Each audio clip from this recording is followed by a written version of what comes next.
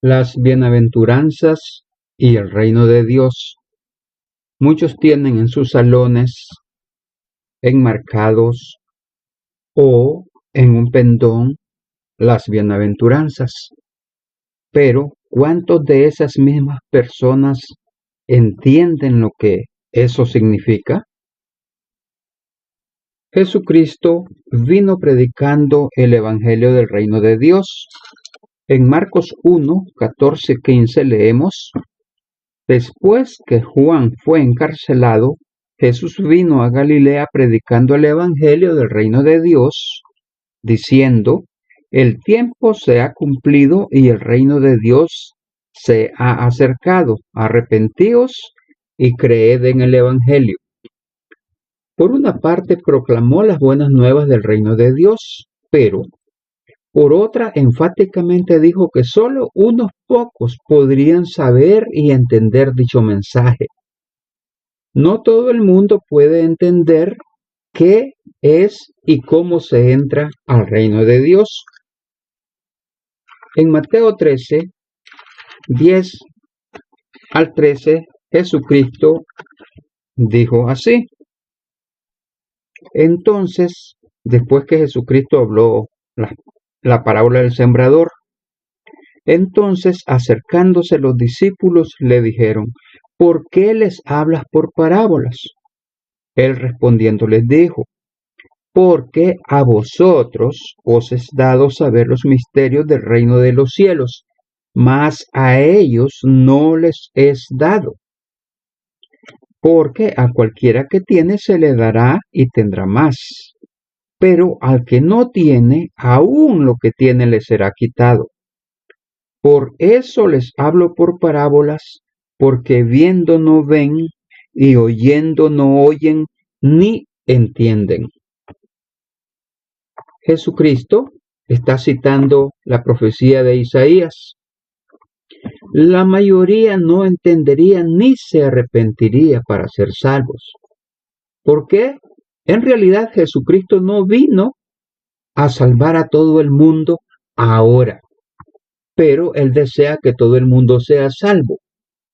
Simplemente tiene un plan para hacerlo, pero no todo el mundo va a ser salvo ahora. Tenemos además que entender que Jesucristo se identificó como aquel que vino del reino de los cielos, como el ungido. En Lucas 4, 16 al 19, leemos así. Vino Jesús a Nazaret, donde se había criado en el día de sábado, más bien en el día de los sábados.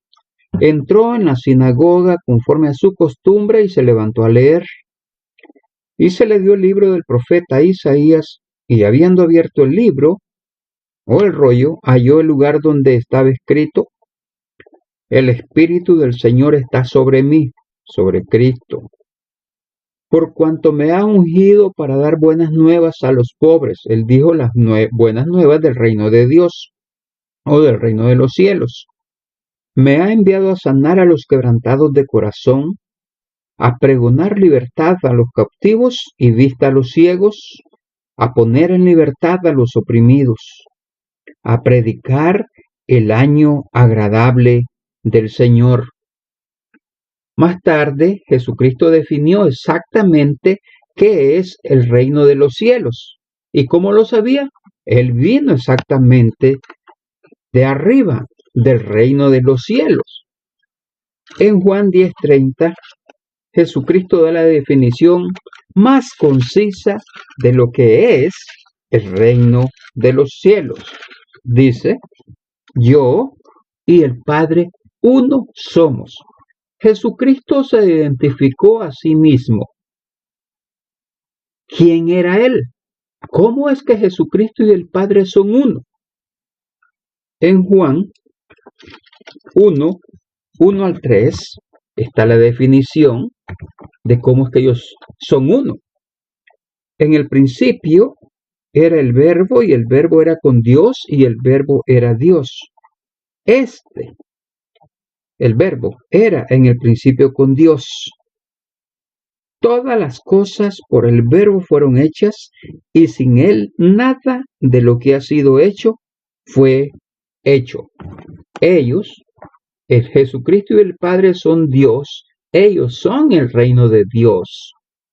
Ellos crearon todo y son quienes gobiernan, legislan y mantienen todo lo que existe con su poder. Jesucristo dijo, lo vamos a ver después, que usted podría entrar y heredar el reino de los cielos, o sea, llegar a ser parte de la familia Dios. En Efesios capítulo 3, versículo 14 al 15, leemos así. Efesios 3, 14 al 15. Por esta causa, escribió Pablo, doblo mis rodillas ante el Padre de nuestro Señor Jesucristo,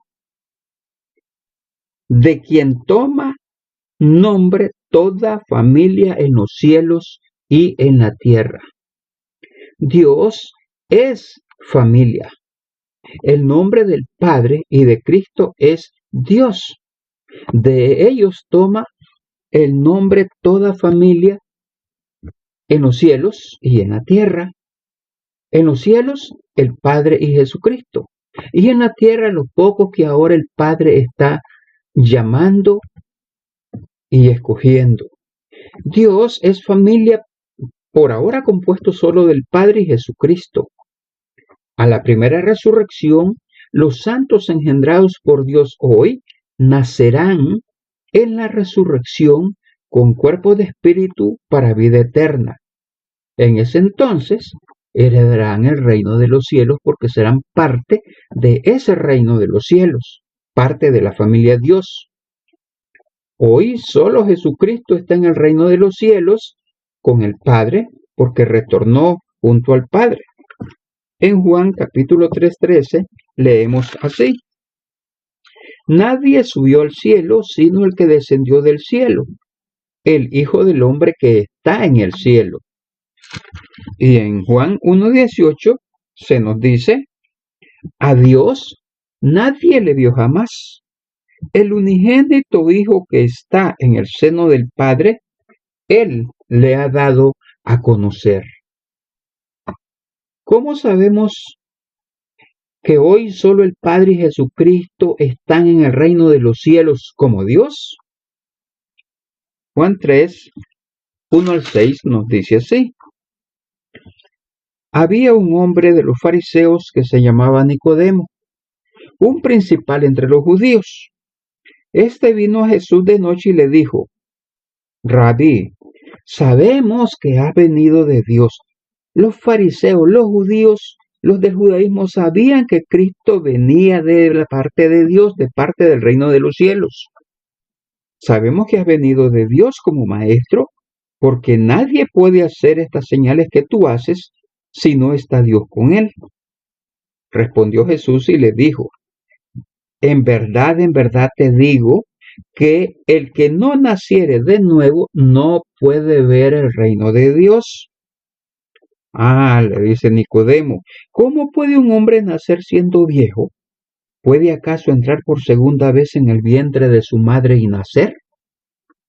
Jesús responde: de cierto te digo, que el que no naciere de agua y del Espíritu no puede entrar en el reino de Dios. Lo que es nacido de la carne, carne es, y lo que es nacido del Espíritu, Espíritu es. Hoy, solo el Padre y Jesucristo son Espíritu. Ellos dos conforman el reino de los cielos. Porque la carne no puede entrar al reino de los cielos. Jesucristo mismo lo dijo. Los nacidos del Espíritu, pero esto será a la resurrección, sí entrarán al reino de los cielos. De eso se tratan exactamente lo que vamos a ver en cuanto al tema de hoy. Pero a la vez es importante entender que la mayoría de quienes profesan ser cristianos creen exactamente lo contrario de las simples, claras y directas enseñanzas del Señor Jesucristo. Hemos visto que Jesucristo empezó su ministerio proclamando las buenas nuevas del reino de los cielos y el arrepentimiento. Veamos un poco más qué hizo y predicó. En Mateo 4, versículos 23 y 25, leemos así. Mateo 4, 23 y el 25. Y recorrió Jesús toda Galilea, enseñando en las sinagogas de ellos y predicando el evangelio del reino, y sanando toda enfermedad y toda dolencia en el pueblo. Y se difundió su fama por toda Siria, y le trajeron todos los que tenían dolencias, los afligidos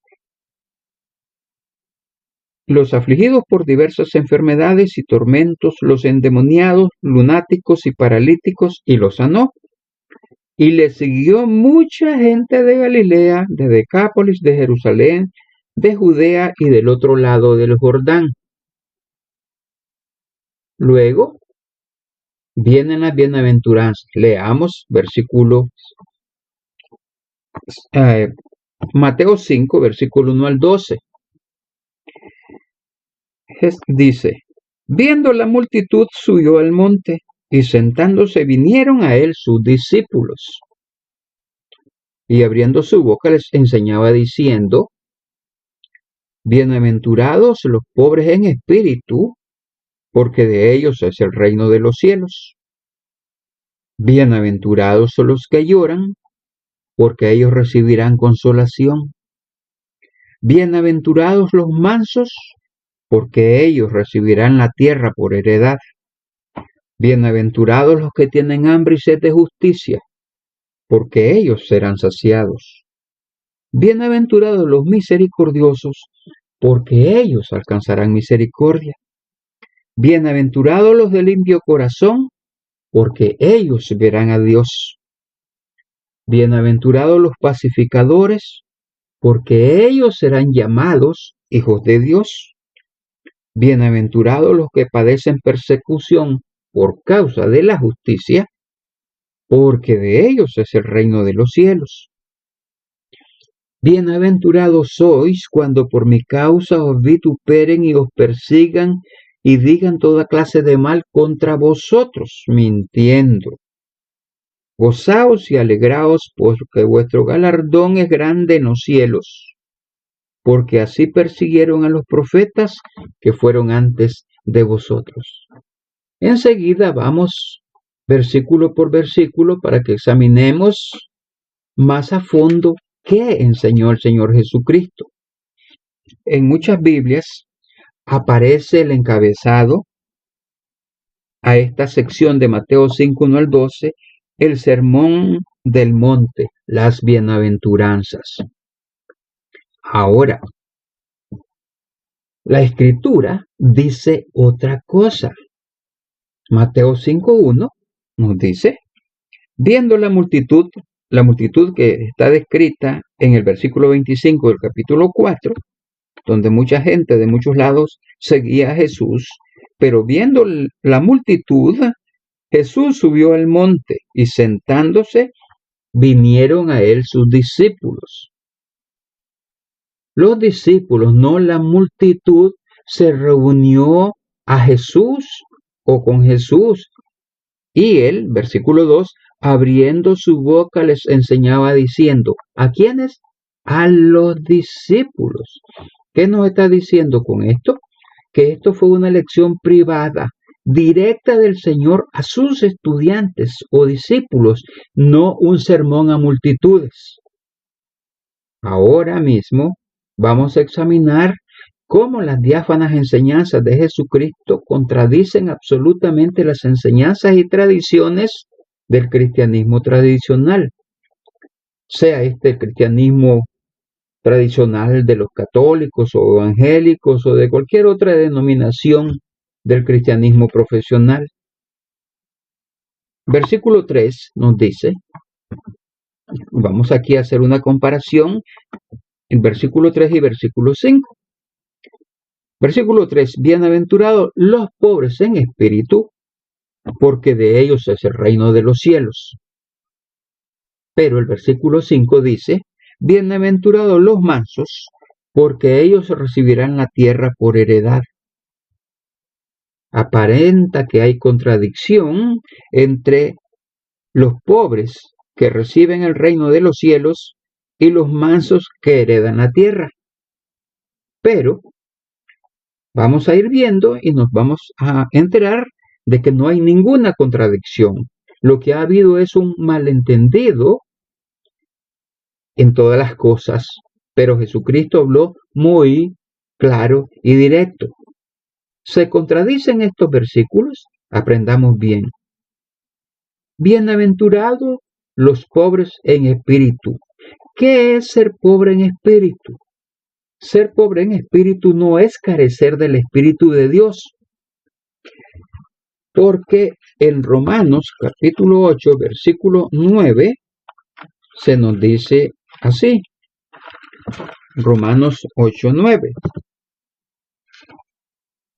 Mas vosotros no vivís según la carne, sino según el Espíritu. Si es que el Espíritu de Dios mora en vosotros. Y si alguno no tiene el Espíritu de Cristo, no es de él. Notemos, si alguno no tiene el Espíritu de Cristo, no es de él. Y se nos ordena en 2 de Pedro 3:18, creced en gracia y en conocimiento de nuestro Señor Jesucristo. Por lo tanto, ser pobre en espíritu significa que espiritualmente están en lo correcto, están justos delante de Dios. ¿Quiénes? Los que son pobres en espíritu. En Isaías 66, versículo 2, leemos así. Mi mano hizo todas estas cosas, y así todas estas cosas fueron, dice Jehová. Pero miraré a aquel que es pobre y humilde de espíritu, y que tiembla mi palabra. Entonces, ser pobre de espíritu es alguien que cree, obedece y ama a Dios, tiembla a la palabra de Dios, no la contradice, no argumenta contra ella, sino que exactamente hace lo que Dios dice, porque oye la voz de Dios. Pero para esto se requiere recibir el Espíritu del Padre y de Jesucristo, como ya leímos en Romanos 8:9. Y Dios es quien da su Espíritu. ¿A quiénes lo da? En Hechos 5:32 nos dice exactamente a quienes Dios le da su Espíritu. No le da su Espíritu a todos, sino a estos. Y escribe, dice Pedro, y nosotros somos testigos suyos de estas cosas, y también el Espíritu Santo, el cual ha dado Dios a los que le obedecen. Para obedecer se requiere arrepentirse de no obedecer y comenzar a hacerlo. Hay que arrepentirse, dejar de transgredir las leyes y mandamientos de Dios. Es cuando puede exclamar, Dios mío, yo sé que yo no soy nada más que polvo. Este cuerpo, esta carne no es nada. Yo sé que de mí mismo y en mi corazón y mente, tal como soy ahora, soy incapaz de hacer algo para servirte, incapaz de hacer tu voluntad y andar en tu camino. Eso es ser pobre de espíritu. Comienza a exclamar y a decirle a Dios exactamente lo que es. Entonces se vuelve quebrantado de espíritu, tal como dice Isaías capítulo 57 en el versículo 15. Porque así dijo el alto y sublime, el que habita la eternidad y cuyo nombre es el Santo. Yo habito en la altura y la santidad y con el quebrantado y humilde de espíritu, para hacer vivir el espíritu de los humildes y para vivificar el corazón de los quebrantados. Entonces es cuando entendemos que todo viene de Dios. Aún el deseo de hacer la voluntad de Dios procede de Dios mismo. Entonces es cuando somos pobres de espíritu, porque creemos a Dios, le obedecemos y amamos. Es cuando ya no estamos en continua oposición a las leyes, mandamientos, al sábado de Dios, a sus fiestas y días santos que están resumidos en Levítico 23. Ser pobre de espíritu es realmente ser sumisos, humildes, rendidos en actitud de mente y corazón. Jesucristo mismo, el ejemplo perfecto y quien era absolutamente pobre en espíritu, exclamó: yo he venido a hacer la voluntad del que me envió.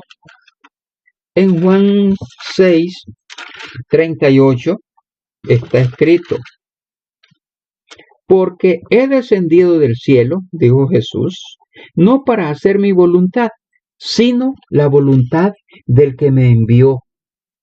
¿Cuántos cristianos verdaderamente son semejantes a Cristo en espíritu? ¿Cuántos son tan humildes en espíritu de querer hacer exactamente la voluntad de Dios?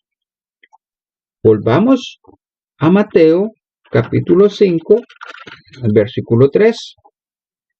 Bienaventurados los pobres en espíritu, porque de ellos es el reino de los cielos. El cristianismo de este mundo, ya sean sus teólogos, ministros o feligreses, creen que esta frase, el reino de los cielos, significa que Dios les prometió el cielo. Pero eso no es lo que dice el versículo. Además, en ninguna parte de toda la Biblia, de toda la Escritura, se promete el cielo a nadie, sino, como vimos, el único que ha ido al cielo y que está en el cielo ahora es Jesucristo, quien está junto al Padre. Ya leíamos, pero vamos a reafirmar Juan 3:13. Nadie subió al cielo sino el que descendió del cielo, el Hijo del Hombre que está en el cielo. Dios promete que los pobres en espíritu reinarán sobre la tierra, no en el cielo. En Apocalipsis capítulo 5, en el versículo 10, se nos dice claramente así: y nos has hecho para nuestro Dios reyes y sacerdotes, y reinaremos sobre la tierra. Entrar al reino de los cielos es entrar a ser parte de la familia de Dios, pero no necesariamente estar en los cielos, sino que el reino de los cielos, porque allá están ahora el Padre y Jesucristo. Pero Jesucristo viene a la tierra a establecer el reino de los cielos aquí en la tierra. Por eso, para que entendamos correctamente este reino de los cielos que es, y ya hemos visto que solo 2 personas por ahora son miembros del reino de los cielos, leamos 1 de Juan 3, 1 al 3, porque es necesario que entendamos que por ahora solo el Padre y Jesucristo son miembros del reino de los cielos, del reino de Dios, de la familia de Dios. Pero ahí no queda todo. 1 de Juan 3, 1 al 3. Mirad cuál amor nos ha dado el Padre, para que seamos llamados hijos de Dios. Por esto el mundo no nos conoce, porque no le conoció a Él, ni al Padre, ni a Jesucristo. Amados, ahora somos hijos de Dios y aún no se ha manifestado lo que hemos de ser. Pero sabemos que cuando Él se manifieste, cuando aparezca Jesucristo de regreso, seremos semejantes a Él, porque le veremos tal como Él es. Esto significa algo muy importante, que es a la resurrección.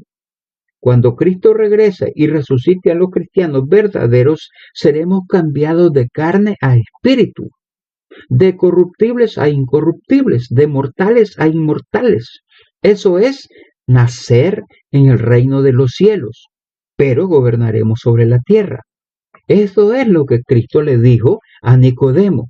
Lo que es carne, y lo que es espíritu es espíritu. El reino de los cielos es un reino gobernado por el cielo, por Dios el Padre y Jesucristo. Este descenderá del cielo a la tierra. Sigamos el versículo 3. Y todo aquel que tiene esta esperanza en él se purifica a sí mismo como él es puro. Leamos ahora Mateo 5:4. Bienaventurados los que lloran, porque ellos recibirán consolación. ¿Quiénes son estos, los que lloran? ¿De qué y por qué? ¿O es que a los cristianos les gusta pasarse la vida llorando? En Juan 10:10 leemos así: Yo he venido para que tengan vida y vida en abundancia. Cuando usted tiene el Espíritu de Dios, debe producir los frutos del Espíritu de Dios. Y los frutos del Espíritu de Dios, en Gálatas 5:22, dice: Mas el fruto del Espíritu es amor, gozo, paz, paciencia, benignidad, bondad, fe, mansedumbre, templanza. Contra tales cosas no hay ley. Teniendo abundancia, mucho gozo, mucha vida.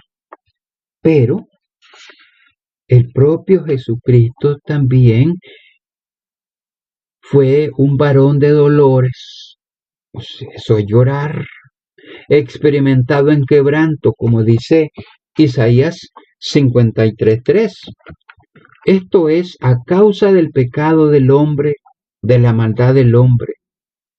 Jesucristo experimentó tremenda aflicción y pesadumbre cuando vio la miseria humana, las enfermedades, pobrezas, inmundicia, opresión, guerra y muerte de hombres por el hombre.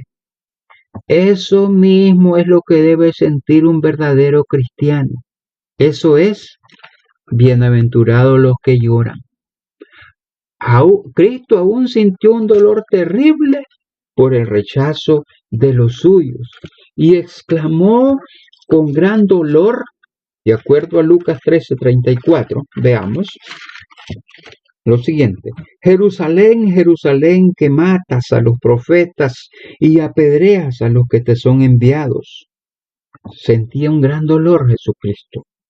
¿Cuántas veces quise juntar a tus hijos como la gallina a sus polluelos debajo de sus alas, y no quisiste? He aquí vuestra casa os es dejada desierta. Jesucristo sintió gran dolor, en realidad, porque él sabía lo que iba a ocurrir después, en el año 70.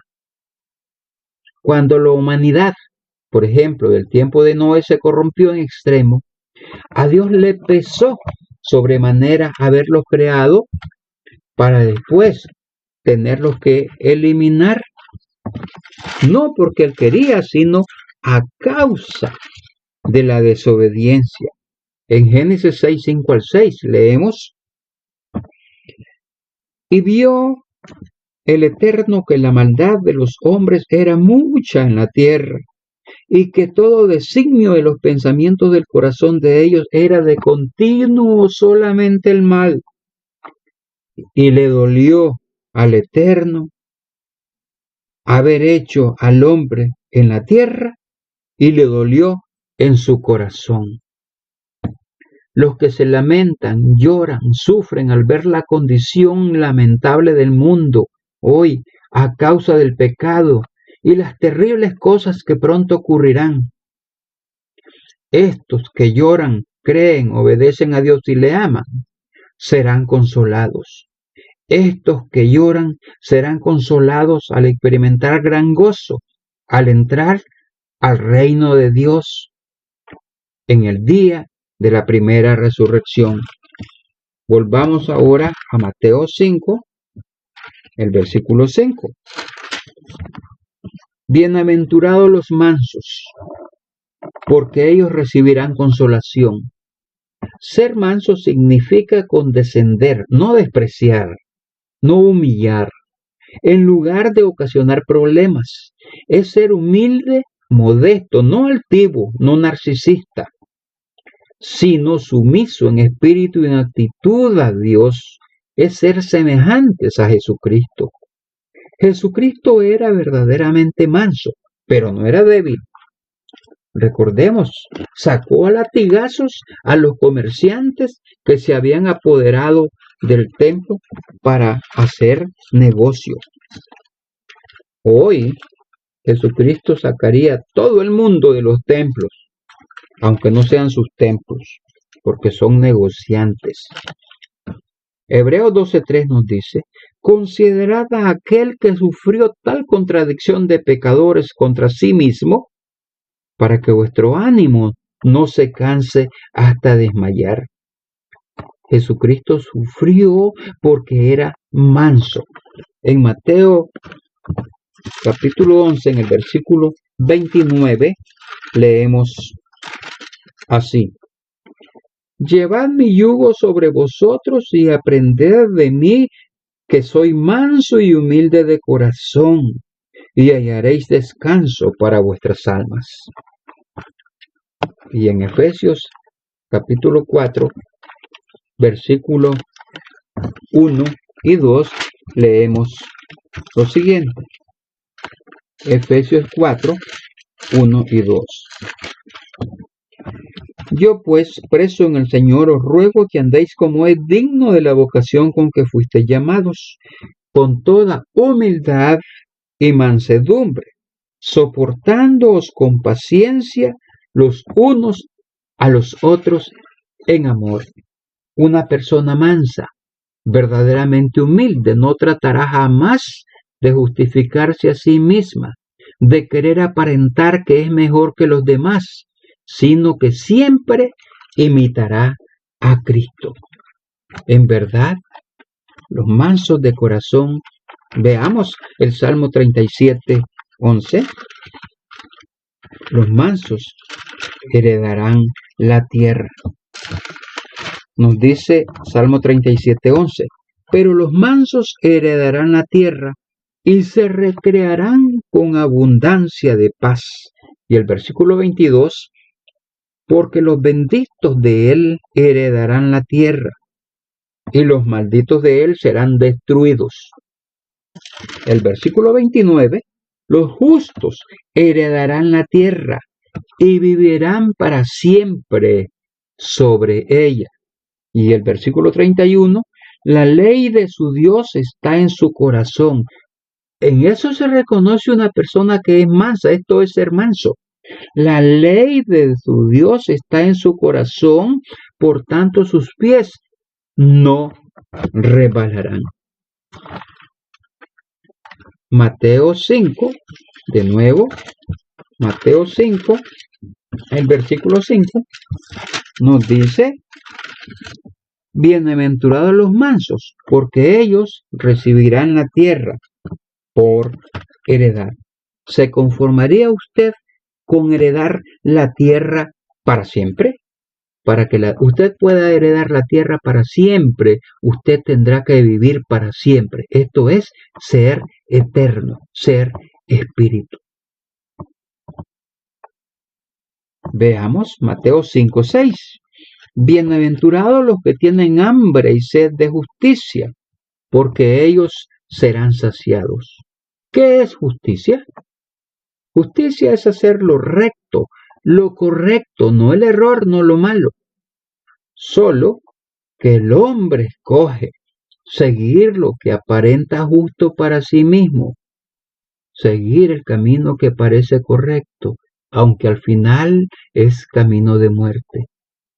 En muchos casos, el hombre solo escoge la venganza. Pero, ¿qué es justicia según la propia Escritura?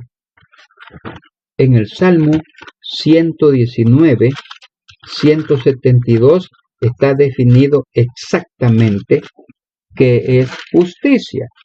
Nos dice: porque todos tus mandamientos son justicia. Los mandamientos de Dios, la ley de Dios, son o es justicia. Porque la ley es santa y el mandamiento santo, justo y bueno, según leemos en Romanos 7:12. ¿Pero qué enseñan en el cristianismo tradicional?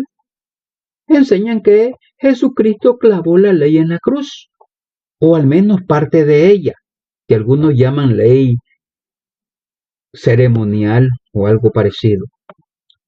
Completamente contrario a las enseñanzas de Jesucristo. En Mateo 5, 17 al 18 está escrito: no penséis, dijo Jesucristo, que he venido para abrogar la ley o los profetas. No he venido para abrogar, sino para completar. Porque de verdad os digo que hasta que pasen el cielo y la tierra, ni una jota, ni una tilde pasará de la ley hasta que todo se haya completado en completo.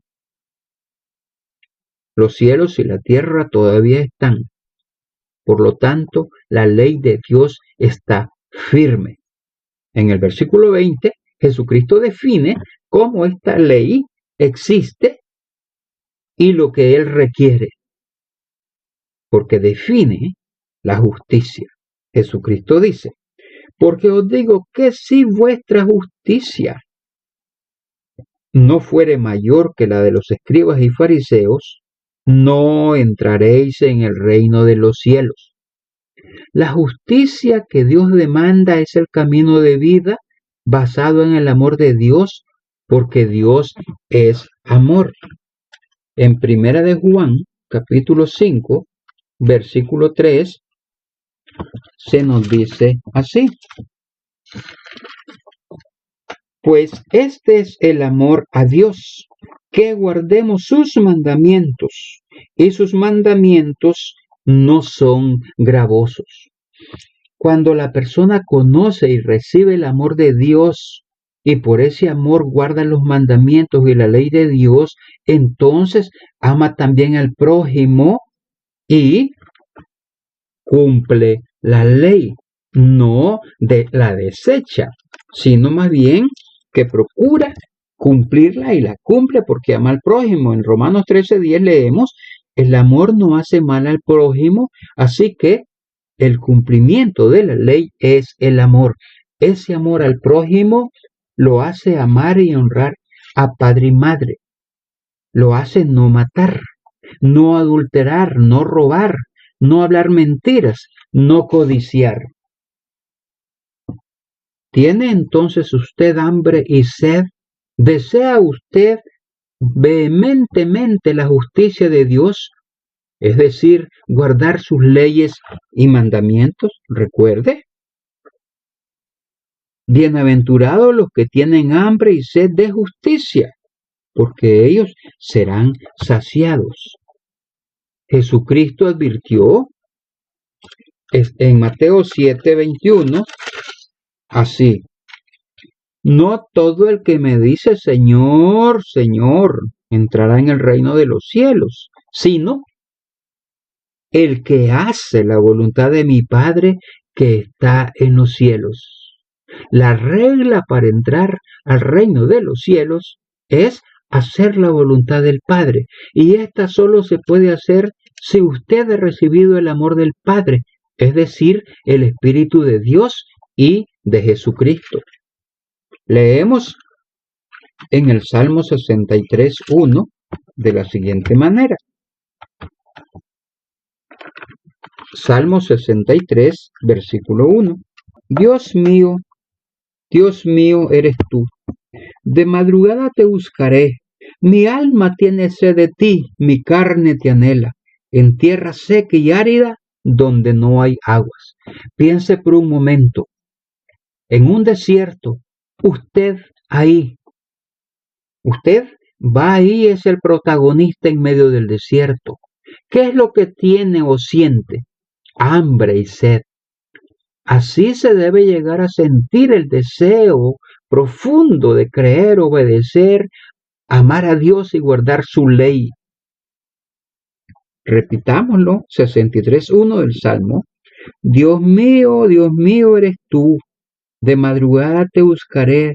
Mi alma tiene sed de ti, mi carne te anhela, en tierra seca y árida donde no hay aguas.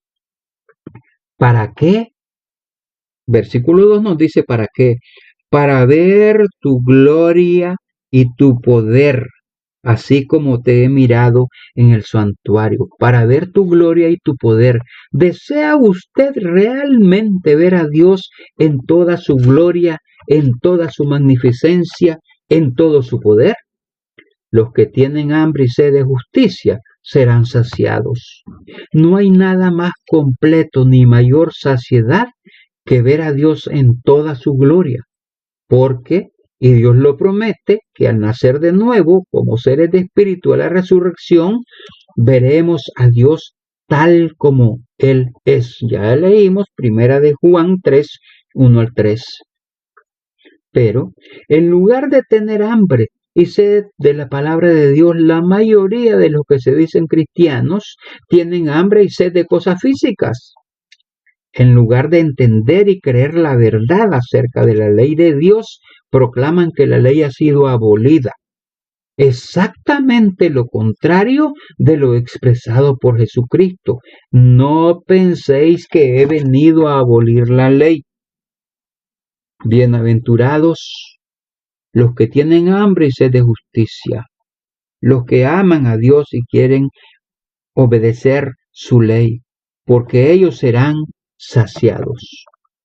Mateo 5:7. La siguiente bienaventuranza.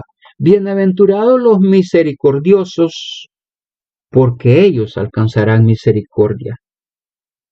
La misericordia es definida así: virtud que inclina el ánimo a compadecerse de los sufrimientos y miserias ajenas. ¿Cuándo en verdad mostramos misericordia? Una cosa es decirla y otra muy diferente es hacerla. En Santiago capítulo 1, versículo 22, leemos así: pero sed hacedores de la palabra y no solamente oidores, engañándoos a vosotros mismos. Y de nuevo, aquí en 2:10 nos dice, porque cualquiera que guardare toda la ley, pero ofendiere en un punto, se hace culpable de todos. Y Dios nos sigue diciendo que nosotros debemos anhelar, Santiago 1:25, mirar atentamente en la perfecta ley, la ley de la libertad, y perseverar en ella, no siendo oidores olvidadizos, sino hacedores de la obra. Este será bienaventurado en lo que hace. Por ejemplo, hoy está muy expandido el bullying, o sea, la intimidación, a todos los niveles, desde los gobernantes, ministros, pastores, compañeros de escuela, exactamente lo contrario de la misericordia. Misericordia es guardar silencio si no tiene algo bueno que decir de otros. Misericordia es perdonar y perdonar de verdad. Misericordia es dar a otros el trato que a usted le gustaría recibir de otros. O es ser misericordioso envidiando, odiando, robando, despojando al prójimo hasta el último centavo. ¿Qué tan misericordioso es el cristianismo de este mundo? Recordemos lo que nos dice Mateo 6, versículo 12. Y perdónanos nuestras deudas como también nosotros, o sea, en proporción, como también nosotros perdonamos a nuestros deudores. En la misma medida, esto es, los misericordiosos, los perdonadores, alcanzarán misericordia. Bienaventurados los misericordiosos, porque ellos alcanzarán misericordia. Veamos la siguiente bienaventuranza, Mateo 5:8. Bienaventurados los de limpio corazón, porque ellos verán a Dios. ¿Cuántos pueden calificar de tener corazón limpio? En Jeremías 17:5 define exactamente cómo es el corazón del hombre. Entonces, ¿quién puede verse en un espejo y decir, mi corazón es limpio? Jeremías 17:9 dice, engañoso es el corazón más que todas las cosas y perverso. ¿Quién lo conocerá? El hombre sin el Espíritu de Dios, el hombre natural, el hombre de mente carnal, de mente física, tiene la mente corrompida. El pensamiento es de continuo solamente el mal. Siempre ve malos motivos en otras personas. A toda acción le encuentra una falla. No hay nada bueno para esa persona. ¿Por qué? Romanos 8:7 nos dice, por cuanto los designios de la carne son enemistad contra Dios, porque no se sujetan a la ley de Dios, ni tampoco pueden. La mente carnal se mofa de las cosas de Dios, es desafiante, resentida, enemiga de Dios y de sus leyes perfectas y santas, porque tienen corazón engañoso y no limpio. El corazón limpio no se irrita, no guarda rencor. En 1 Corintios 13, 4-5 nos dice, el amor es sufrido, es benigno, el amor no tiene envidia, el amor no es jactancioso, no se envanece, no hace nada indebido, no busca lo suyo, no se irrita, no guarda rencor. Irónicamente, no hay gente que se irrite más fácil, más rápido que los miembros de los diferentes grupos o asociaciones religiosas. ¿Por qué la mayoría de los llamados a sí mismos cristianos hacen y practican lo opuesto de las enseñanzas del Señor? ¿Cuál es la paradoja en todo esto? Hay más envidia, discusión, controversia, engaño, hipocresía y desacuerdo, más que entre todos los que han hecho de la religión una carrera profesional. Han habido más guerras a nombre de la religión que por otras causas. Hoy mismo, muchos maestros religiosos y supuestamente cristianos despotrican contra el prójimo, ese mismo que están supuestos a amar. El primer paso para llegar a ser limpio de corazón es el arrepentimiento del pecado, dejar de transgredir las leyes y mandamientos de Dios.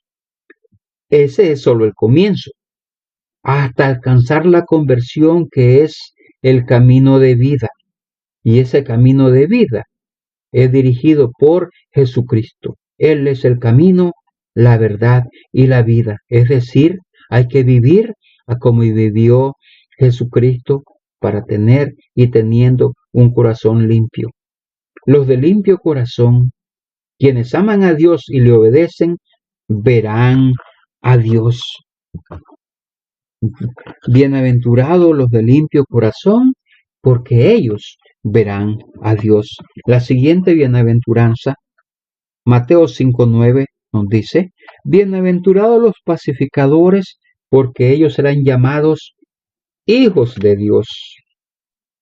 Quienes se preparan para la guerra y para imponer su punto de vista sobre otros, irónicamente se preparan, dicen ellos, para la guerra que acabará con las demás guerras y traer paz. Bajo esa filosofía se pelearon 2 guerras mundiales. ¿Trajeron paz? De ninguna manera. ¿Por qué? Porque el hombre no conoce el camino a la paz. Eso lo leemos en Isaías 59:8. Los verdaderos pacificadores no ganan premios Nobel de la paz. Y esos premios de todas maneras no resuelven absolutamente nada, sino que los verdaderos pacificadores llevan y practican las buenas nuevas de paz, las nuevas del reino de Dios. En Efesios capítulo 2, versículo 17, se nos dice de la siguiente manera. Efesios 2, 17. Vino y anunció las buenas nuevas de paz a vosotros que estabais lejos y a los que están cerca. Jesucristo es la cabeza de los pacificadores. Él anunció el camino hacia la paz, que es oír, o sea, creer, obedecer y amar a Dios guardando sus leyes y mandamientos. Eso es todo lo que puede traernos la paz. Ahora, Romanos capítulo 5, versículos 1 al 3 nos dice así. Romanos 5, 1 al 3. Justificados pues por la fe, tenemos paz para con Dios por medio de nuestro Señor Jesucristo, por quien también tenemos entrada por fe a esta gracia en la cual estamos firmes y nos gloriamos en la esperanza de la gloria de Dios. Y no solo esto, sino que también nos gloriamos en las tribulaciones, sabiendo que la tribulación produce perseverancia. Solo Dios da paz y usted puede estar en paz con Dios y llegar a ser un pacificador. Los pacificadores serán llamados hijos de Dios. Eso dice la bienaventuranza. Bienaventurados los pacificadores, porque ellos serán llamados hijos de Dios. En 1 de Juan 3, 1 al 3 ya lo leímos. Y ya también leímos Romanos 8, 29. Para ser pacificador y poder también anunciar la paz y el camino a la paz, se requiere tener el Espíritu de Dios. Romanos 8, 29 nos dice, porque a los que antes conoció también los predestinó para que fuesen hechos conforme a la imagen de su Hijo, para que Él sea el primogénito entre muchos hermanos. Jesucristo es cabeza de los pacificadores. Nosotros también debemos de ser pacificadores, siguiendo a Jesucristo. Mateo 5:10. Bienaventurados los que padecen persecución por causa de la justicia, porque de ellos es el reino de los cielos. En Juan 16:33, Jesucristo nos dice así. Juan 16:33. Estas cosas os he hablado para que en mí tengáis paz. En el mundo tendréis aflicción, pero confiad, yo he vencido al mundo. Y aquí mismo, en Juan 17:14 nos dice, yo les he dado tu palabra y el mundo los aborreció, porque no son del mundo, como tampoco yo soy del mundo. Salir del mundo y creer y hacer lo que Dios dice. En Santiago 4:4 leemos de la siguiente manera. Oh almas adúlteras, ¿no sabéis que la amistad del mundo es enemistad contra Dios? Cualquiera pues que quiere ser amigo del mundo, se constituye enemigo de Dios. En 1 de Juan, capítulo 2, 15 al 17 leemos, no améis el mundo, ni las cosas que están en el mundo. Si alguno ama al mundo, el amor del Padre no está en él. Notemos, esto es claro. Porque todo lo que hay en el mundo, los deseos de la carne, los deseos de los ojos y la vanagloria de la vida, no proviene del Padre, sino del mundo. y el mundo pasa y sus deseos, pero el que hace la voluntad de Dios permanece para siempre. Separarse del mundo es dejar las costumbres, fiestas paganas, en la idolatría, la hipocresía, hábitos y conductas contrarios a Dios y su palabra. En Romanos capítulo 12, versículos 1 y 2, leemos así: Así que, hermanos, os ruego por las misericordias de Dios que presentéis vuestros cuerpos en sacrificio vivo, santo, agradable a Dios, que es vuestro servicio espiritual. No os conforméis a este siglo, eso es un sacrificio vivo, sino transformaos, cambiad por medio de la renovación de vuestro entendimiento, para que comprobéis cuál sea la buena voluntad de Dios, agradable y perfecta. Quienes quieren hacer la voluntad de Dios, Jesucristo lo dijo, tendrán aflicción. Pero también dice así, Apocalipsis 18:4, y oí otra voz del cielo que decía: salid de ella, pueblo mío, para que no seáis partícipes de sus pecados, ni recibáis parte de sus plagas. En Mateo 10:34 al 36 está escrito: no penséis que he venido para traer la paz a la tierra. No he venido para traer paz, sino espada. Porque he venido para poner en disensión al hombre contra su padre, a la hija contra su madre y a la nuera contra su suegra. Y los enemigos del hombre serán los de su casa. Cuando usted empieza a cambiar y a hacer lo que Dios dice, seguro sufrirá persecución. Mateo 5:10. Bienaventurados los que padecen persecución por causa de la justicia, por obedecer las leyes y mandamientos de Dios, porque usted ama a Dios. Porque de ellos es el reino de los cielos. La siguiente bienaventuranza nos dice, Mateo 5:11 al 12. Bienaventurados sois cuando por mi causa os vituperen y os persigan y digan toda clase de mal contra vosotros mintiendo. Gozaos y alegraos, porque vuestro galardón es grande en los cielos. Porque así persiguieron a los profetas que fueron antes de vosotros. El reino de Dios, el reino de los cielos está en los cielos.